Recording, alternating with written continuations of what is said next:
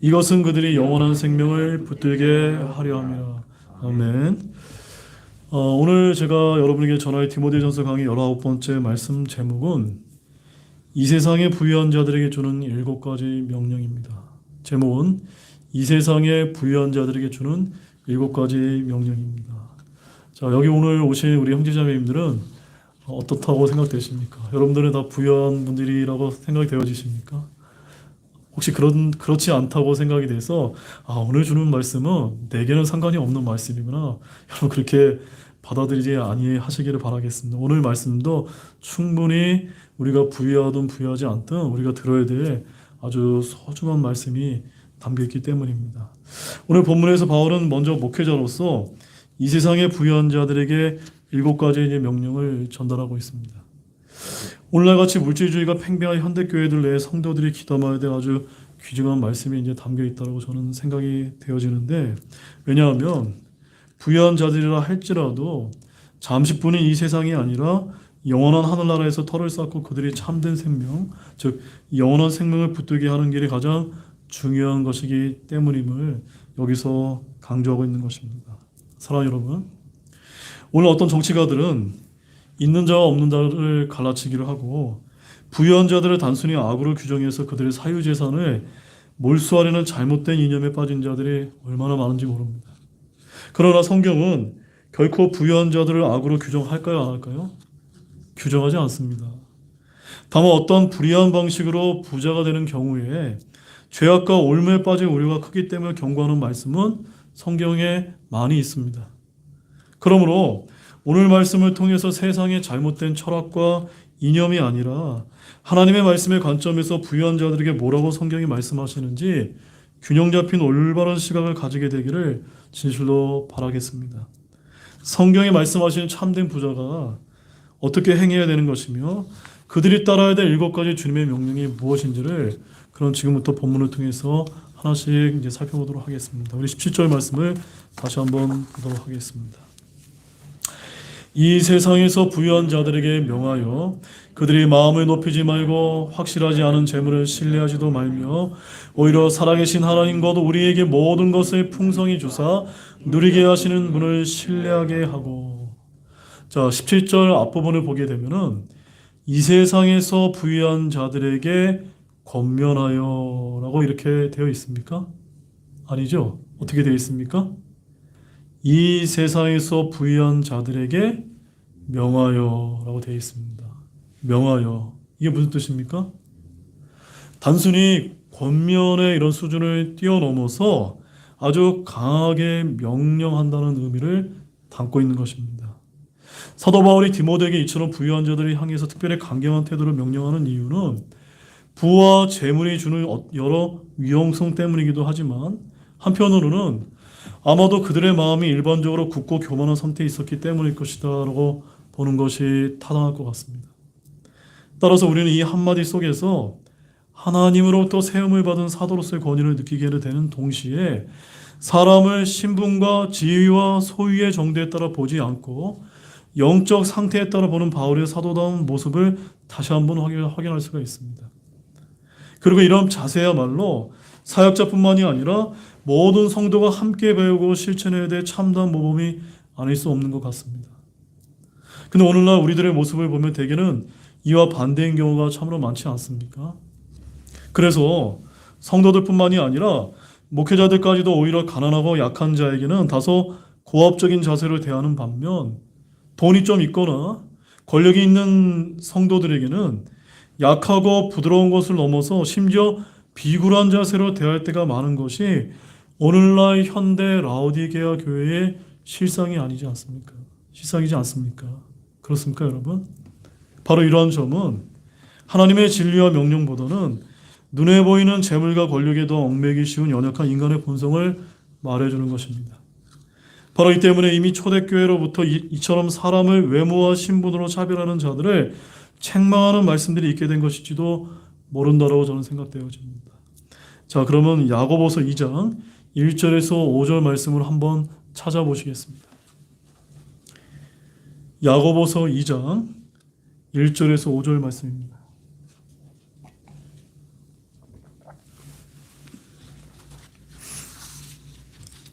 자, 야고보서 2장 1절에서 5절까지의 말씀 함께 한번 우리 또 천천히 한번 읽어보겠습니다. 내 형제들아, 영광의 주 곧 우리 주 예수 그리스도의 믿음을 너희가 가졌으니 사람들을 외모로 판단하지 말라. 만일 너희 집에 금반지를 끼고 아름다운 옷을 입은 사람이 오고 또한 허름한 옷을 입은 가난한 사람이 들어올 때에 너희가 화려한 옷을 입은 자에게 관심을 기울이며 그에게 이르되 여기 좋은 자리에 앉으소서 하고 또 가난한 자에게 이르되 거기 서 있는 여기 내 발받침 밑에 앉으라 하면 너희가 너희끼리 차별하며 악한 생각으로 판단한 자가 되지 아니하였느냐. 내 사랑하는 형제들아, 귀를 기울이라.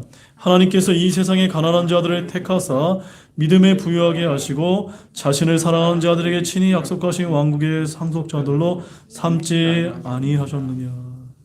여러분, 이 말씀을 읽으시면서 어떤 생각이 드셨습니까?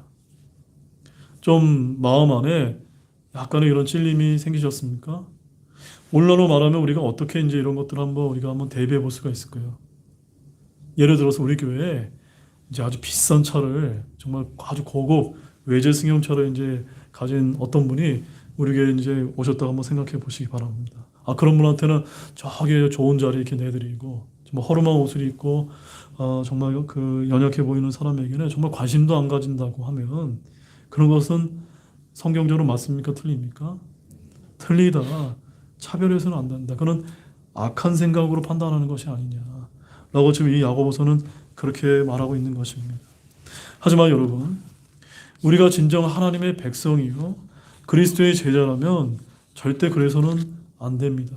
왜냐하면 성경을 통해서 우리 하나님께서는 고아와 과부를 사랑하시면서 그들의 아버지와 재판장이 되신다는 말씀을 여러 번 하셨어도 부유한 자들에게 그리하셨다는 말씀을 하신 적이 없기 때문입니다. 신명기 10장 18절 말씀에 이런 말씀이 기록이 되어 있습니다. 아버지 없는 자와 과부를 위해 재판을 집행하시며 나그네를 사랑하사 그에게 음식과 옷을 주시나니. 누가 누구에게 재판을 집행하신다고요? 아버지 없는 자와 과부에게 하나님께서 재판장이 되어주신다는 겁니다. 또한 예수님 역시 가난하고 소외된 자와 자신을 동일시하는 말씀은 여러 번 하셨어도 가진 자들을 위해 이와 같은 말씀을 하신 적은 없기 때문입니다. 자, 마태복음 10장 42절 말씀 한번 찾아보십시오. 예수님께서는 어떤 마음을 또 지니셨는지 한번 보겠습니다. 마태복음 10장 42절 말씀입니다. 함께 또 보겠습니다. 또 누구든지 제자의 이름으로 이 작은 자들 중 하나에게 다만 찬물 한 잔이라도 주어 마시게 하면 진실로 내가 너희에게 이르노니 그가 결코 자기 보상을 잃지 아니하리라 하시니라. 뭐라고 하셨습니까? 어떤 불쌍한 사람에게 또 연약한 사람에게 정말 찬물 한 잔이라도 주는 심정으로 이렇게 도와주었을 때 그는 주님께 한 것처럼 한 것과 동일한 것이고 그가 자기 보상을 잃지 않게 될 것이다 라고 하나님께서 지금 약속해 주고 계신 것입니다. 그러면 오늘 우리 그리스도인들은 이 땅에 살면서 사람을 대할 때 겪어 세상 사람들처럼 외모와 신분과 또 소유로 사람을 구분하고 차별해서는 될까요? 안 될까요? 안 된다는 점입니다. 더욱이 교회 내에서는 더더욱더 그래야만 한다는 점입니다. 아니, 차별하려면 오히려 주님처럼 가난하고 약한 자들에게 더 많은 관심과 사랑을 보이되 힘과 재물만을 믿고 교만에 빠진 자들은 더 엄한 책망으로 권면할 수 있는 그런 교회가 되어야 되는 것입니다. 그래야 하나님의 사랑과 공의가 무엇인지를 이러한 구체적인 모습을 통해 밝히 증거하는 진정한 하나님의 사람들이 저와 여러분 모두가 되어야 될 줄로 아시기 바랍니다. 자, 다시 17절 말씀을 보게 되면 어떤 말씀이 이어지고 있습니까? 마음을 높이지 말고 라는 말씀이 이제 이어지는 것을 우리가 볼 수가 있습니다. 자, 여기서 마음을 높이다라는 것은 낮고 겸손한 마음의 반대이자 눈이 높은 것과 같은 의미로 곧 교만을 가리키는 말씀입니다. 그래서 잠언 16장 18절 말씀을 가보게 되면은 거기 이런 말씀이 기록되어 있습니다. 멸망에 앞서 교만이 나가며 넘어짐에 앞서 거만한 영이 있느니라 라는 이 말씀을 우리가 깊이 생각해 볼 때 사도 바울이 재물로 인해 일어나는 이러한 교만을 가장 먼저 경고하라고 명한 것은 어찌 보면 너무나도 당연한 일이 아닐 수가 없습니다. 한편 우리가 구약을 가보게 되면은 제물로 인해 인간이 어떤 과정을 통해서 교만한 상태에 떨어지게 되는지, 또한 이로 인해서 어떤 위험에 빠지게 되는지를 아주 여실히 보여주는 말씀이 기록되어 있는데, 자, 그 말씀을 한번 우리 찾아보시겠습니다. 신명기 8장 11절에서 19절 말씀이 되겠습니다.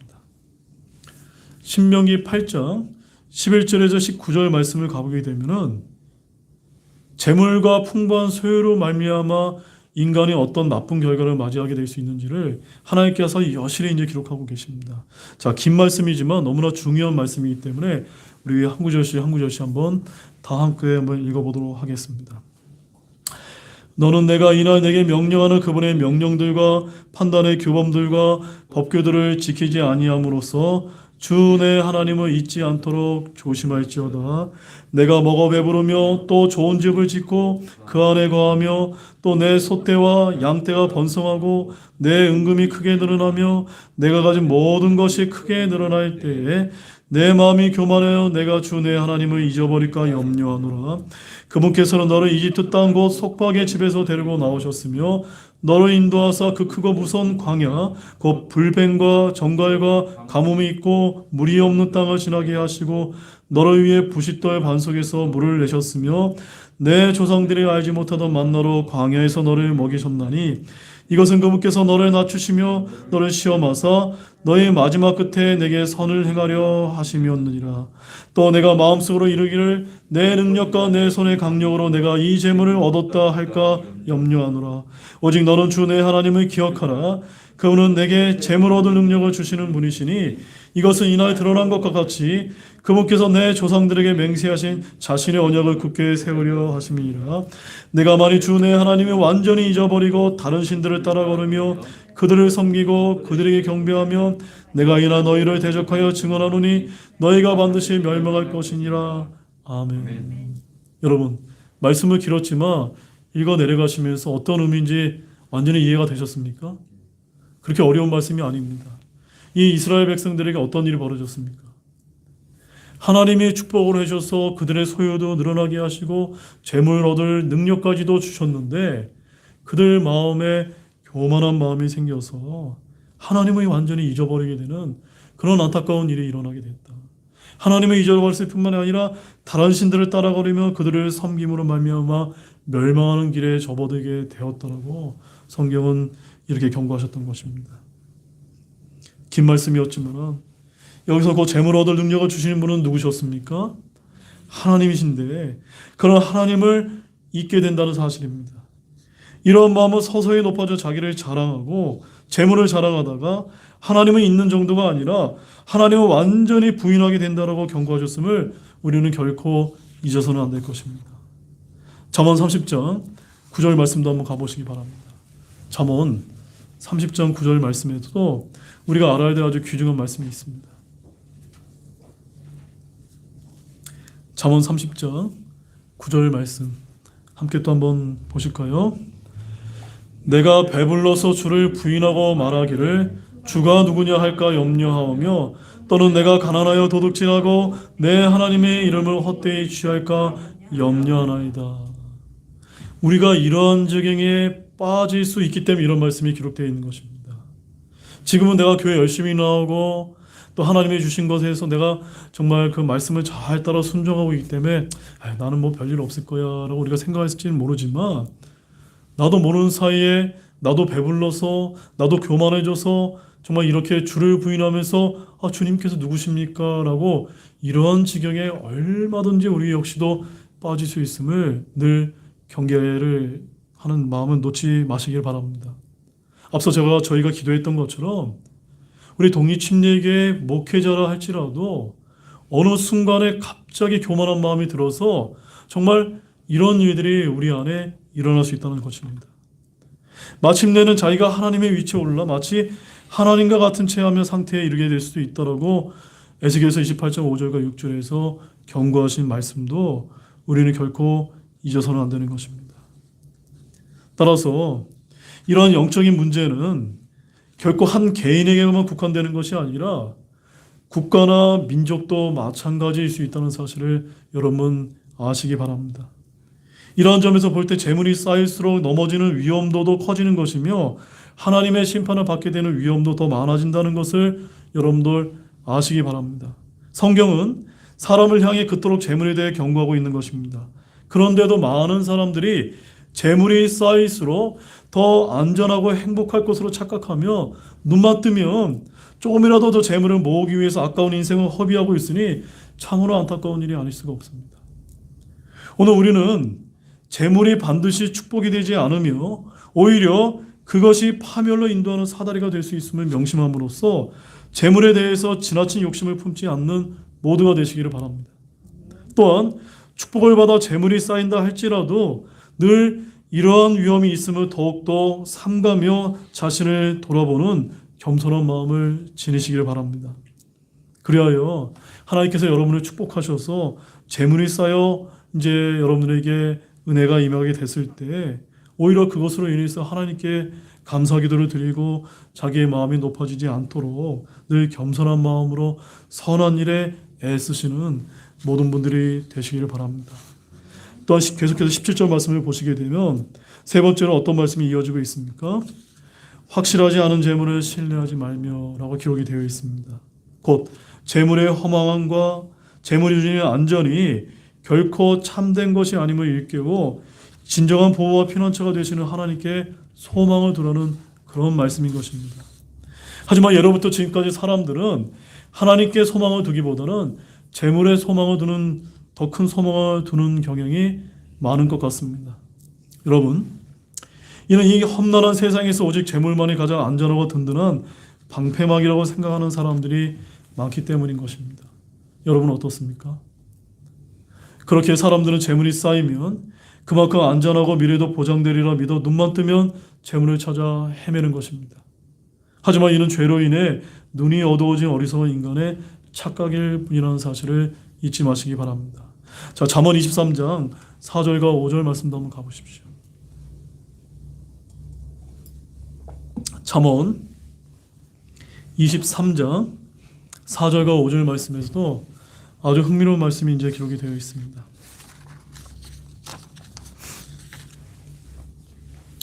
자, 함께 읽겠습니다. 부자가 되려고 수고하지 말고 너 자신의 지혜에 사용하기를 그치라. 내가 존재하지 않는 것에 내 눈을 두려워하느냐? 재물은 반드시 스스로 날개를 내어 독수리같이 하늘을 향해 날아가니라. 여러분, 5절 말씀에 가보게 되면 왜 재물이 스스로 날개를 내어 독수리같이 하늘을 향해서 날아가죠? 이게 무슨 뜻입니까? 무슨 뜻일까요, 여러분? 이 말의 뜻은요, 재물이라는 것은 언제나 있는 것이 아니라 때가 되면 지금은 엄청나게 많은 재산을 소유하고 있는 것 같아도 하나님께서 훅 불어버리시면 독수리가 날개 치는 것처럼 완전히 사라져버릴 수 있다는 말씀을 여기서 하고 계신 것입니다. 즉, 오늘날 저 강원도에서 이제 화재가 나는 것처럼 화재나 수재와 같은 재난을 통해서도 재산이 날아가고 또한 자신의 어리석은 실수나 이웃의 속임수로 인해서도 날아가게 되며 인플레이션과 같은 현상을 통해서도 날아갈 수 있다는 것을 말해주는 것입니다. 재물은 나아가 인간을 진정으로 구원하지도 못합니다.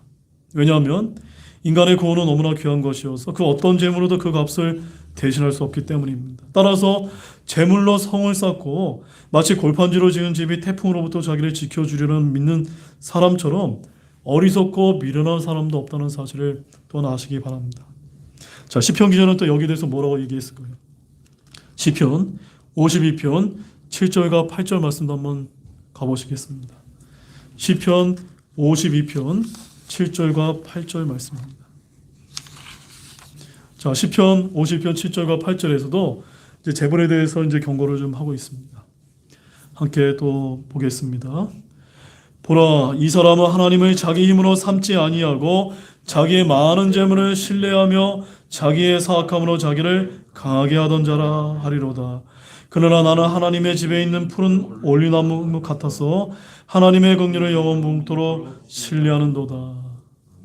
자, 여러분의 질문 드리겠습니다.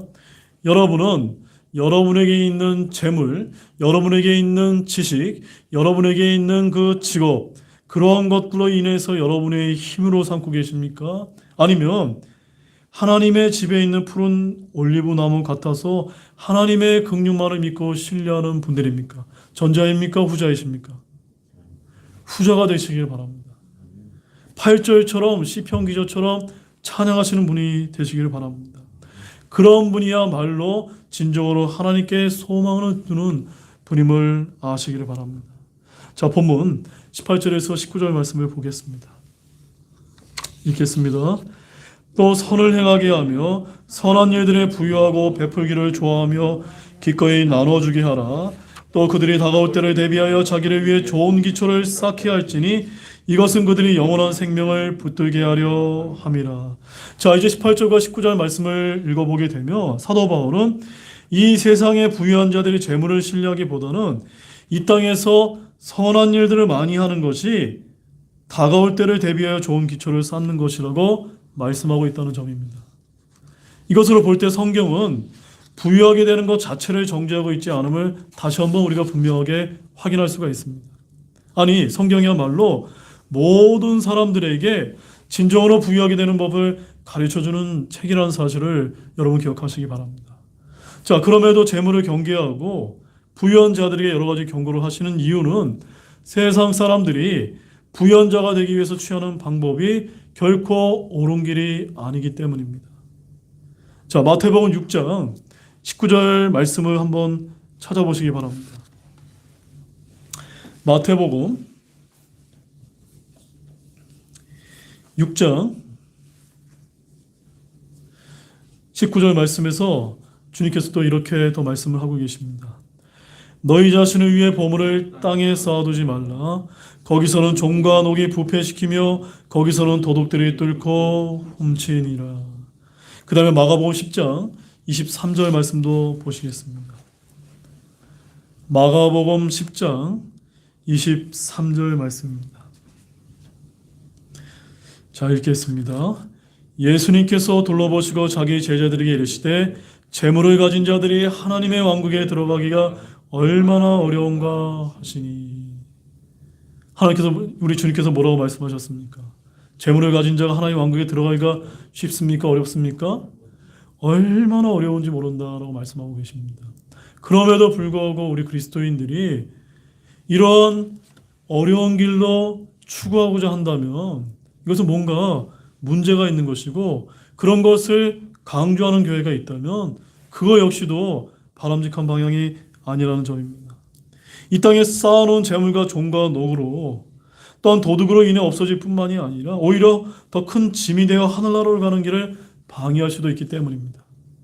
그렇다면 진정으로 부유한 자가 되는 길은 무엇이라고 여러분 생각이 되어지십니까? 그것은 18절에 있는 말씀처럼 무엇을 많이 하라고 되어 있습니까? 선한 일을 많이 하고 자신보다 없는 사람들을 위해 재물을 풀어 많이 나누어주고 베푸는 것이라고 기록되어 있는 것입니다. 여러분 어떻습니까? 마음이 조금 어떤 생각이 좀 들어지십니까? 가난하고 헐벗은 자를 보면 먹이고 입히며 갇히고 병든 자를 보면 돌아보고 위로해 주는 것입니다. 이러한 일들이 진정으로 부유하게 되는 길인 이유는 이것이 바로 우리 그리스도께서 하신 일이요, 하나님께 구워주는 일이기 때문인 것입니다. 자, 잠언 19장 17절 말씀 한번 찾아보시기 바랍니다. 잠언 19장 17절 말씀입니다. 거기 아주 좋은, 아주 위대한 또 교훈의 말씀이 기록되어 있습니다. 잠언 19장 17절 말씀입니다. 함께 보시겠습니다. 가난한 자를 불쌍히 여기는 자는 주께 빌려드리나니 그가 베푼 것을 그분께서 그에게 다시 갚아주시리라. 아멘이십니까? 이 말씀 굳게 믿으시기 바랍니다.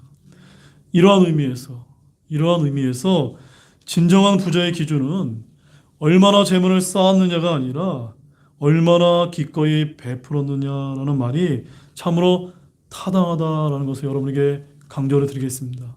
여러분 동의가 되어지십니까? 이런 점에서 볼 때 기독교 정신을 이어받아서 근검전약으로 많은 재산을 축적한 뒤에 이를 다시 세상에 환원시킬 수 있도록 수많은 도서관이나 학교나 복지재단 등을 만든 미국의 부호들은 실로 아름다운 기관이 아닐 수가 없습니다. 이에 반해서 아직 우리 한국 사회는 더욱 많은 재물을 쌓기 위해 부정한 방법을 동원하며 오직 움켜쥐려고만 함으로써 세상으로부터 욕을 먹고 후세에게 있어서 좋지 못한 일을 하는 사람들이 아직 너무나 많다는 사실은 참으로 안타까운 일이 아닐 수가 없습니다. 사랑하는 여러분, 사랑하는 형제자매 여러분, 여러분은 이 땅에서 부자로 살고 죽어서는 나사로처럼 살기를 원하십니까? 즉, 이 땅에서도 하나님과 사람의 칭찬을 듣고 하늘에서도 하나님의 품에서 영원한 축복을 누리기를 원하십니까? 그렇다면 여러분의 손에 있는 재물을 움켜쥐려고만 하지 마시고 오늘 말씀처럼 행하시는 것이 지혜로운 길임을 분명히 아시기 바랍니다. 선한 일들에 부유하시고 베풀기를 좋아하며 기꺼이 나누어 주시는 여러분 모두가 되시기를 바랍니다. 그리고 그것으로 다가올 미래를 위해 좋은 기초를 쌓으시기 바랍니다. 마지막으로 우리 시편 112편 9절 말씀을 보겠습니다. 시편 112편 9절 말씀입니다.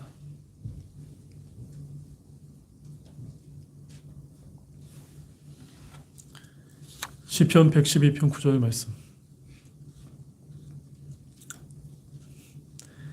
함께 읽어보겠습니다. 그가 재물을 흩어 가난한 자들에게 주었으니 그의 의가 영원히 지속되고 그의 뿔이 존귀하게 높여지리로다. 아멘이시죠? 여러분의 의가, 여러분의 뿔이 존귀하게 되고 높여지는 길이 어디에 달려있다고 여기서 말씀하고 있습니까? 우리가 가진 것을 나누어서 베푸게 될 때 영원히 높여진다고 하신 이 말씀 여러분의 가슴에 새기시기 바랍니다.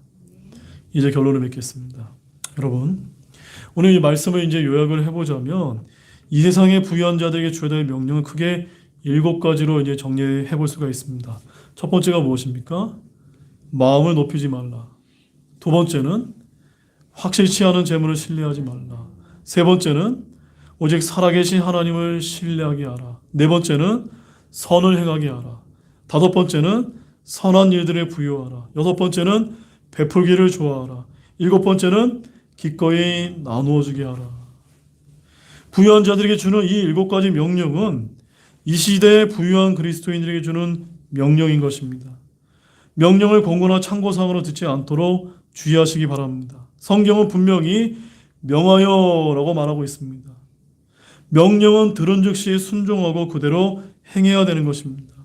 이렇게 바울은 부유한 자들을 향해서 해서는 안 될 2가지와 마땅히 해야 할 4가지에 있어서 아주 강한 어조로 가르침으로써 재물을 가진 자가 걸어야 할 바른 길이 무엇인지를 분명하게 제시하였던 것입니다. 저는 오늘날 한국교회가 잘못하고 있는 것이 바로 이 말씀에 있다고 생각합니다. 한국교회가 참으로 정말 돈이 많고 아주 부자 교회들이 많이 있지 않습니까? 그런데 교회 내에서 이러한 말씀을 더욱더 강한 어조로 사도 바울처럼 우리가 이제 명령할 필요가 있다라고 저는 생각이 되어지는 것입니다. 재물을 신뢰하고 돈을 사랑하고 부자가 되려가는 사람은 결코 이 명령에 순종할 수가 없을 것입니다. 그러나 선행을 하고 구제하고 베풀고 나누어지는 일은 재물로 할 수 없는 주님의 일인 것입니다. 이것을 기억하시면서 물질주의로 혼탁한 이 세상을 복음의 진리로 맑게 정화해 나가는데 함께 애쓰는 모든 우리 사랑하는 형제자매 모두가 되시기를 우리 주 예수 그리스도의 이름으로 축원드립니다. 기도가 마치겠습니다. 하나님 아버지 참 감사를 드립니다. 오늘 이 세상의 부유한 자들에게 주는 7가지의 명령의 말씀을 통해서 우리들의 무엇이 이제 잘못되었고 우리들이 어떤 생각을 가지는 것이 잘하는 것인지를 저희들이 분명하게 깨닫게 된 것 같습니다. 지금 이 시대는 주님께서 경고하신 라오디게아 사람들의 그런 부자교의 모습을 지니고 있는 것이 얼마나 많은지 모릅니다. 우리들이 우리에게 쌓여있는 그런 풍요와 우리의 그 재물과 우리의 능력과 또 우리의 은사로 인해서 우리의 마음이 결코 하나님이 보시기에 높아지지 않도록 주님께서 도와주시기를 원합니다.